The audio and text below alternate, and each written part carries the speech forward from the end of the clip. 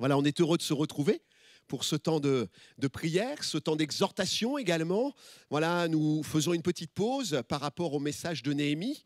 Notre frère Baudolec étant en congé, alors voilà, on fait un autre message. On salue les frères et sœurs, les amis qui nous suivent sur les réseaux sociaux. Et ce soir, j'aimerais partager une exhortation que j'ai intitulée « Attention à ne pas tomber ». Ça vous parle ? Vous savez, dans les magasins, vous voyez des triangles jaunes, vous savez, où ils ont passé la toile, ils ont passé un produit pour nettoyer et il y a un risque de glissade. Eh bien, la Bible nous dit qu'il y a des risques de glissade.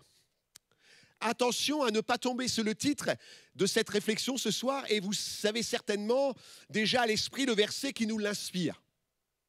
C'est 1 Corinthiens, chapitre 10, verset 12. Paul dit à l'église de Corinthe, « Ainsi donc que celui qui croit être debout prenne garde de tomber. » Et j'aime la transcription Parole vivante, elle dit ceci, « C'est pourquoi si quelqu'un se croit fort,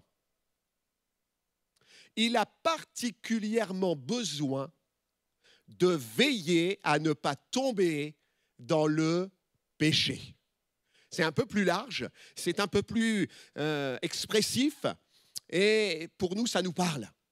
Ça nous parle. Alors j'espère que cette exhortation ne va pas être comme du poil à gratter. Vous comprenez l'expression, mais nous avons besoin de veiller. Alléluia. Pour ne pas tomber, pour ne pas glisser, pour ne pas arriver dans le péché. Il y a des circonstances au quotidien qui peuvent nous faire tomber. On le sait, un malaise peut nous faire tomber. C'est des choses qui ne préviennent pas. Un dénivelé sur notre chemin, un trou dans la chaussée. Et puis, j'ai noté l'absence de visibilité. On a eu du brouillard dernièrement. Et parfois, quand on a le brouillard, on ne voit pas toujours la berge avec les voitures. Et puis, il y a les bousculades qui nous font tomber. Mais l'apôtre Paul, ici, nous parle d'une chute spirituelle. Une chute spirituelle. Le mot grec a deux significations. Tomber d'une position élevée et de revenir à une position plus basse. On parle de rétrograder. Et puis, l'autre sens, c'est tomber d'une position debout à terre. C'est une perte. On perd quelque chose. On perd quelque chose. Paul va prendre dans les versets qui précèdent, et on va le lire, pour illustration le peuple d'Israël. Et je vous invite à lire les versets qui précèdent. 1 Corinthiens, chapitre 10, verset 1er. 1 Corinthiens, chapitre 10, verset 1er.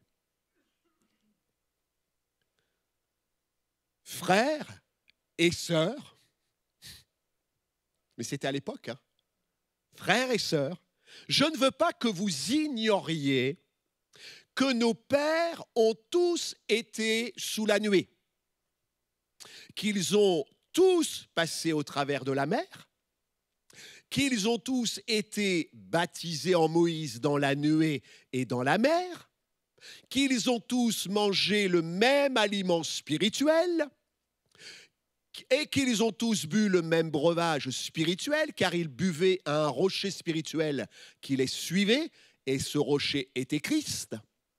Mais la plupart d'entre eux ne furent point agréables à Dieu, puisqu'ils périrent dans le désert. Or, ces choses sont arrivées pour nous servir d'exemple, afin que nous n'ayons pas de mauvais désirs comme ils en ont eu.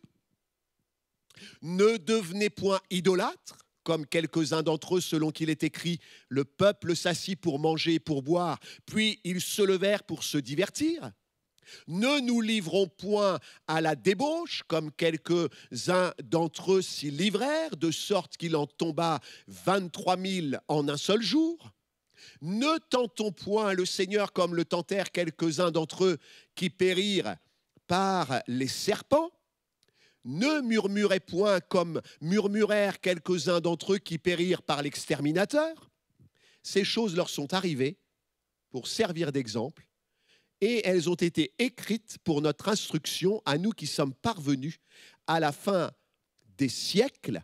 Ainsi donc, que celui qui croit être debout prenne garde de tomber.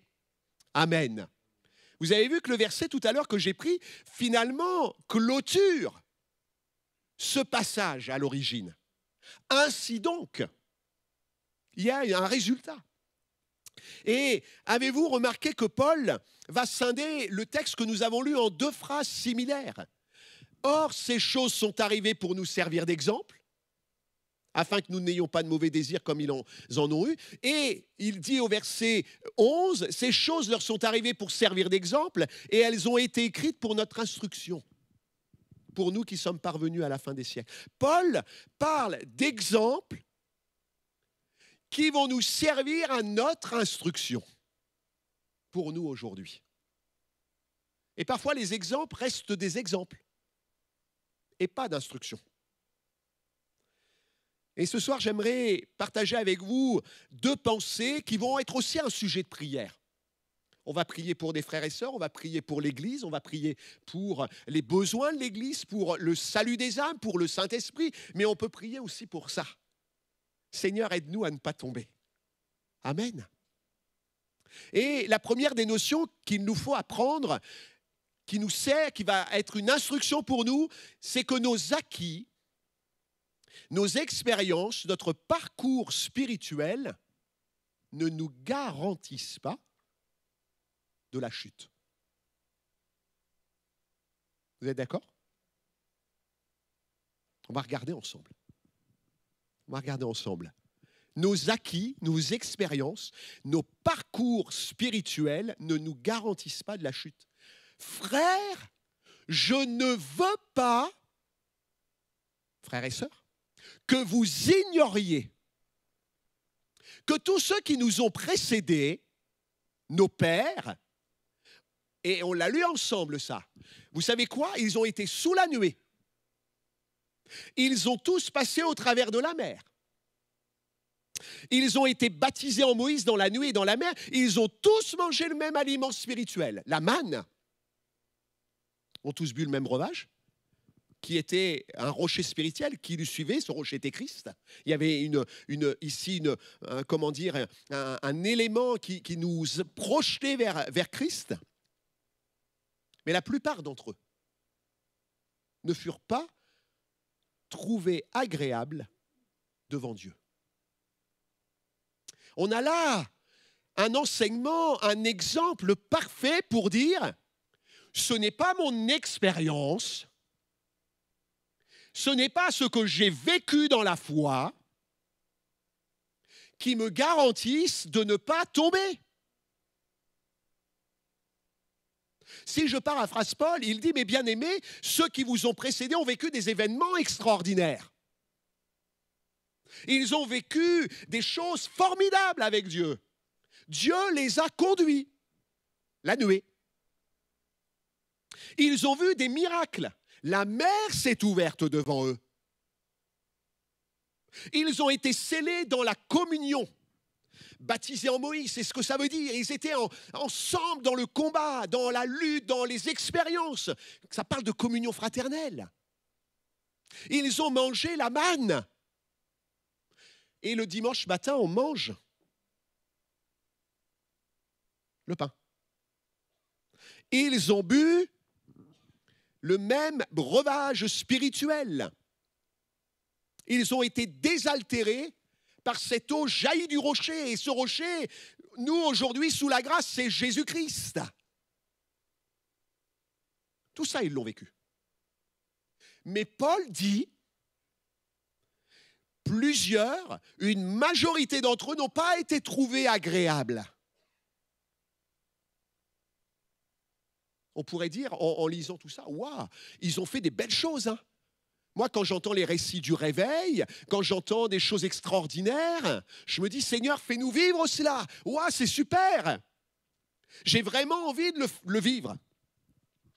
Et il y a dans ce descriptif tout pour réussir. Tout pour réussir. Tout. C'est comme un terrain fertile, c'est une bonne terre, vous savez, riche en azote, riche en oligo-éléments, en nutriments. Elle est bien exposée, elle est plein sud, elle est arrosée, elle est fraîche. Et la semence dedans doit prendre. Et la semence dedans doit prendre. Cependant, le texte nous dit, la plupart d'entre eux ne furent point agréables à Dieu. Et moi, il y a une question qui me pose, Seigneur, je n'ai pas envie de vivre des choses exceptionnelles et pas être trouvé agréable. Je ne veux pas participer à une église vivante, puissante, parce que c'était ça en fait, finalement. Il vivait des choses extraordinaires en Dieu et pas être trouvé agréable. Pas être trouvé agréable. C'est bien de participer à tout cela. C'est bien. Mais nous pouvons participer à des rencontres, nous pouvons participer à des séminaires, des ateliers, prendre la scène, être témoin de miracles, marcher des années dans l'église. Et je dis marcher dans l'église, je n'ai pas dit marcher avec Dieu, volontairement. Mais finalement, ce n'est pas ça qui nous tient debout. Finalement, ce n'est pas ça qui nous tient debout. Ce que Dieu demandait à ce peuple et nous demande, c'est d'être agréable. Alléluia. Agréable. Et le mot grec est complexe, je ne peux pas le répéter. Le peuple n'a pas pris plaisir finalement à vivre ce que Dieu leur donnait. Il n'a pas pris plaisir. Agréable, c'est ça. La traduction, c'est prendre plaisir. Il ne s'est pas engagé volontiers dans le plan de Dieu. Il y a eu des piétinements. Des grommellement. Il y a eu des... Il y en a assez. Il n'a pas été agréable. Parce que il y avait des choses difficiles. Mais déjà au début, pourquoi ça a été difficile? Parce qu'ils n'ont pas obéi à Dieu pour entrer dans le pays. Il faut se rappeler de tout ça. Ouais. Jésus a dit, ceux qui me disent « Seigneur, Seigneur !» n'entreront pas tous dans le royaume des cieux. Mais celui-là seul qui fait la volonté de mon Père qui est dans les cieux.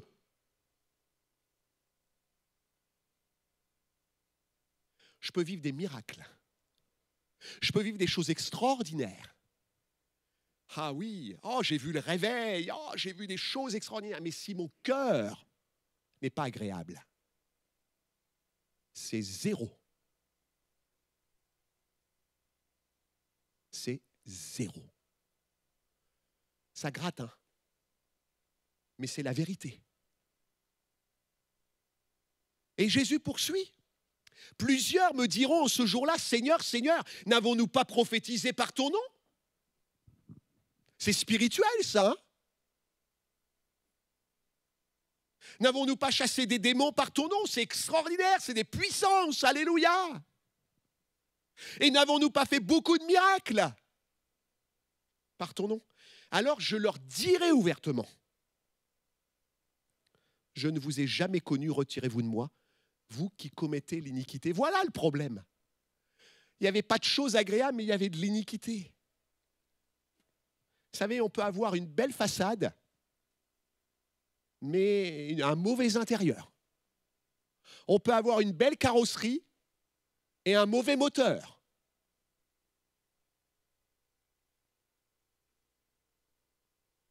Jésus, à la fin, finalement, de ce texte de Matthieu, chapitre 7, vous savez de quoi il va parler? Il va parler que celui qui pratique sa parole, qui vit sa parole, eh bien, il est comme celui qui a bâti sur le roc.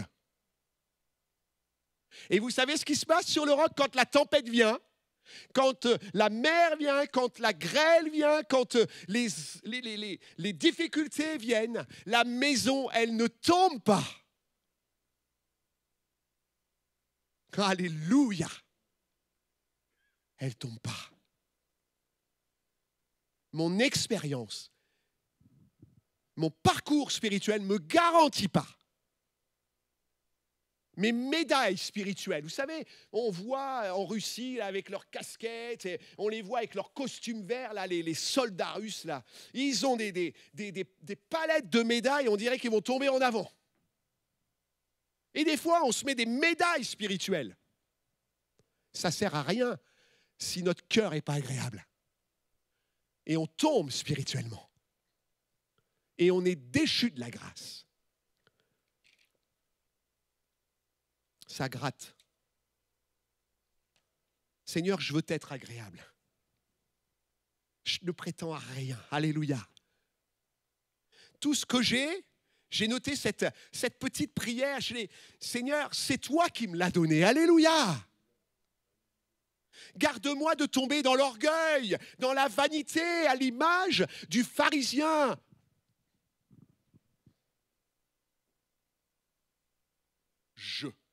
Moi. Oh, alléluia. Il fallait être agréable. Si l'environnement, le contexte spirituel ne nous garantissent pas de la chute, encore bien moins les mauvais désirs dont parle Paul et qui vont se manifester dans cette deuxième partie, ce deuxième point. Parce que Paul, voilà, il dit, voilà, nos ancêtres, vous savez, ils ont vécu tout ça. Mais ils sont tombés. Ils sont tombés. Alors, faites attention à cet exemple-là. Et puis, il va dire, les mauvais désirs, et il va en parler derrière. À la suite, il va dire, ne devenez point idolâtres.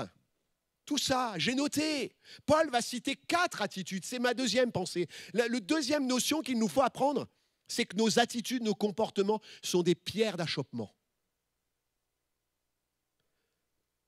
qui vont nous entraîner dans la chute. Il faut nous garder. Vous savez, quand je travaillais, et peut-être que certains vont comprendre, voilà, j'avais des relations avec du public, principalement des dames, quand j'étais en activité. Souvent, c'est les dames qui vont à la pharmacie, hein. Pas beaucoup d'hommes. Mais vous savez, il y a des femmes qui sont aguichantes. Je vous donne cet exemple-là. Elles viennent au comptoir, le pharmacien, il est gentil. Voilà, il y a des mots gentils, on essaie d'installer de la confiance. Et vous savez, le Seigneur m'a donné de me protéger. Nos attitudes, parfois, sont des pierres d'achoppement. Pierre, tu as peut-être rencontré ça aussi. Paul cite 4 attitudes qui sont à l'origine de chutes spirituelles. Il va dire, ne devenez point idolâtres. Qu'est-ce que ça veut dire ? Eh bien, ne placez rien à la place de Dieu. Ne placez aucune chose qui prenne la place de Dieu, la première place. Alors, ça peut être plein de choses. Ça peut être notre épouse, ça peut être le sport, ça peut être plein de choses. Vous savez ce qui prend de la place dans votre vie. La musique, ça peut être plein de choses. Ne devenez point idolâtre. Avoir un autre Dieu que Dieu lui-même. Affectionner quelque chose plus que Dieu. Et parfois, c'est subtil. Hein. C'est subtil. C'est très subtil. Ça se glisse comme ça, au détour d'habitudes que l'on prend. Ça peut être une personne, ça peut être une chose, et qui va nous éloigner de Dieu. Et vous savez, au fur et à mesure, ça nous prend, et ça fait comme un tourbillon, et on est éjecté loin de Dieu. C'est centrifuge. C'est centrifuge. Et on devient comme un astéroïde. Quelqu'un disait dernièrement, pour savoir quelles sont nos priorités, c'est un petit test, c'était intéressant, eh bien, notez sur une période de 15 jours, tout ce que vous faites du matin au soir. C'est assez édifiant. Est-ce que le matin, quand vous vous levez, vous regardez plutôt votre Bible, un verset, ou est-ce que vous allez regarder Instagram, Facebook, les nouvelles, des réseaux ? C'est des petites habitudes comme ça. Et notez tout ce que vous faites, à quoi vous pensez, quelles sont les premières choses qui vous accaparent le matin. Ne devenez pas idolâtre, Paul dit. Ne devenez pas idolâtre. Et parce que l'iniquité se sera accrue, la charité du plus grand nombre se refroidira, dit la Bible. Qu'est-ce qui pourrait prendre la place de Dieu dans ma vie ce soir? C'est une bonne question, ça. Seigneur, pardonne-moi s'il y a trop de choses qui prennent la place. Parce qu'on est éjecté à la fin. Et on chute. Et on chute. Vous avez déjà fait des manèges? Vous savez, le petit tourniquet pour les enfants dans les jardins publics? Alors les enfants, ils aiment bien, vous savez, qu'on aille vite. Oui, mais s'ils ne se tiennent pas bien, pouf! Des fois, moi, j'avais tendance à tourner trop vite et les enfants, ils ne tenaient pas. Mais c'est un peu ça, en fait. La vie est un tourbillon. Ne devenez point idolâtres. Et puis Paul va dire, ne nous livrons point à la débauche, à l'impudicité, suivant les versions. Gardons-nous au niveau de nos yeux et nous savons ce qui se passe dans les téléfilms, dans les choses que nous pouvons regarder à la télévision. Gardons nos yeux, faisons attention à nos relations de voisinage. Vous savez, dans mes proches, des personnes avaient lié amitié avec des voisins, très fusionnels. On peut avoir des couples côte à côte, des voisins, et on s'entend bien. Et on s'entend tellement bien qu'on est tout le temps ensemble, qu'on fait des repas ensemble, qu'on part en vacances ensemble. Alors parfois c'est bien, parfois ça peut être dangereux. Gardons-nous de cela. Nos relations de travail. Paul, célibataire, s'est lui-même exhorté dans ce passage. Avez-vous remarqué que ne devenez point, il s'adresse aux autres idolâtres, parce que le Seigneur était le premier servi dans sa vie. Et là, il dit, ne nous livrons pas. Paul connaissait sa faiblesse. Et parfois, en tant que célibataire, on peut connaître sa faiblesse. Les amis célibataires, les frères et sœurs célibataires, faites attention. Faisons attention. C'est le psalmiste qui a dit « Garde ton cœur plus que toute autre chose, car de lui viennent les sources de la vie. »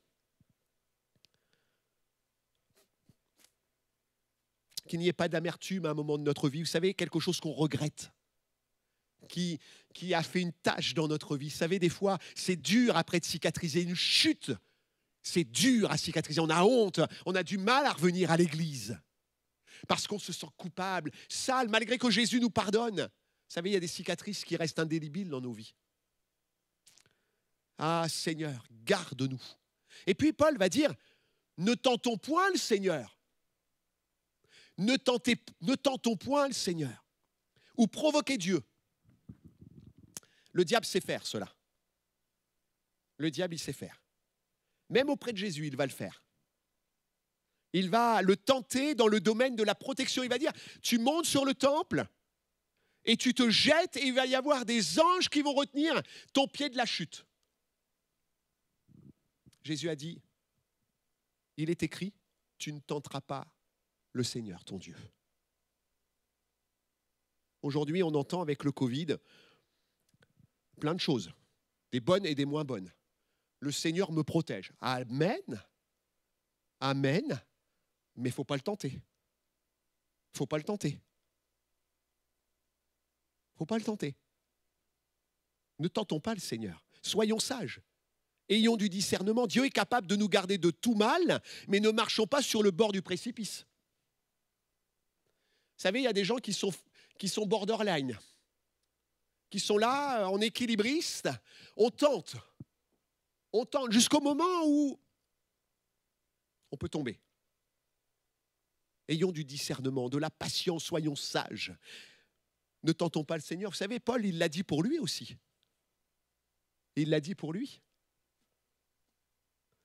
Parce que c'était un homme avec de la poigne, avec du zèle, et parfois on est un peu bouillant, on dit « Mais Seigneur, qu'est-ce que tu fais? Qu'est-ce que tu attends ?» Ne tentons pas le Seigneur. Une sœur me disait cet après-midi, des fois on est pressé, on veut des réponses rapidement, on veut ça, on veut ci, on veut ça, mais combien de temps le Seigneur attend après nous quand il nous demande quelque chose? C'est vrai, hein? C'est vrai. Alors il nous fait patienter peut-être le temps qu'on l'a fait patienter aussi. Ne tentons pas le Seigneur. Et puis, la dernière attitude, comportement que Paul va dénoncer là. ne murmurez point.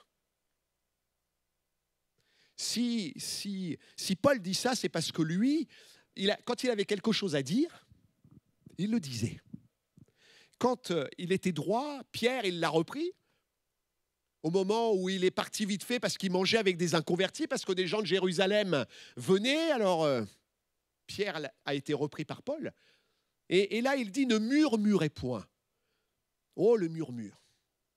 Murmurer, grommeler, grogner, toujours à se plaindre, jusqu'à critiquer, jusqu'à dire que ça ne va pas, taper du pied. C'est ce qui a valu l'affaire des serpents dans le désert, Paul le dit. Parce qu'il n'était pas content, parce qu'il n'avait pas à manger, parce qu'il voulait de la viande, parce que ci, parce que cela. Ne murmurez point. Seigneur, ce qui m'arrive, c'est peut-être pour mon bien. Ce que l'on vit, c'est ton plan. Il y a des choses que l'on vit, et je le disais hier après-midi avec les frères et sœurs qui étaient là, que David, dans le désert, alors qu'il est fuyé Saül, va se retrouver dans le désert, dans un temps d'aridité, de combat, de lutte, d'incompréhension. Il était roi, pourtant Dieu l'avait oint par Samuel. Et il était obligé de fuir quand même. Et David, plutôt que de grommeler, de murmurer, vous savez ce qu'il a fait? Dans le désert, il a contemplé Dieu dans son sanctuaire. Il a loué Dieu. Psaume 63, vous le lirez à la maison. Psaume 63. Il a loué Dieu, il a célébré son nom. On a tous une occasion de grommeler, de murmurer. Vous ne trouvez pas? Hein? Mais le Seigneur nous demande de ne pas, parce que c'est une chute. Parce qu'à la fin, ça va devenir une irritation, de la colère, ça va être de la critique, voire de la calomnie. Et ça va nous faire tomber, alléluia. Malheureusement, ne murmurez point. Ces choses, et je termine, ces choses leur sont arrivées pour servir d'exemple. Elles ont été écrites parce que c'était à l'oral tout ça. Et puis à un moment donné, ça a été noté. Ça a été écrit. Il faut que ça soit écrit dans nos cœurs. Amen. Finalement, tout cela, et je le disais en introduction, est un avertissement. Faisons attention. Seigneur, dis-moi si ça ne va pas. Seigneur, rends ton esprit clair à mon oreille. Dis-moi quand il y a un moment où je déraille. Avertis-moi. Il est bon de s'interroger et de prier, on va le faire. Pour nous, Seigneur, j'en suis où? Aide-moi à ne pas tomber. Dans quel état je suis? Est-ce qu'il y a un risque pour ma vie? Et je voudrais vous dire que Paul va nous encourager au verset 13. Parce que souvent on utilise le verset 13, mais on n'a pas lu ce qu'il y avait avant. Et Paul va nous encourager au verset 13. Et nous savons que la tentation n'est pas le péché. On peut être tenté de murmurer. On peut être tenté de voir des choses. On peut être tenté de devenir idolâtre. Vous comprenez bien? La tentation, ce n'est pas le péché. Et vous pourrez lire dans Jacques, au chapitre 1er, verset 13-15, qu'il y a un processus pour tomber dans le péché avec la tentation. Mais là, Paul va encourager chacun de nous. Aucune tentation, mon frère, ma sœur, ne vous est survenue qui n'ait été humaine, et Dieu qui est fidèle ne permettra pas que vous soyez tentés au-delà de vos forces. Alléluia. C'est dur. Et c'est dur, je vais me garder de murmurer, c'est compliqué là, il y a quelqu'un qui est dans mon entourage, Seigneur, fais que je résiste. Soyez tentés au-delà de vos forces, mais avec la tentation, il préparera aussi le moyen d'en sortir, afin que vous puissiez la supporter. Amen. Voilà ce que je voulais vous partager. Seigneur, donne-moi de me garder de la chute. Donne-moi de ne pas tomber. de ne pas me précipiter par terre, de ne pas être déchu d'une place que j'avais parce que j'ai mal agi, j'ai mal saisi les choses. Seigneur, aide-nous. Amen. Gloire à Dieu. Voilà, on va continuer à prier maintenant et je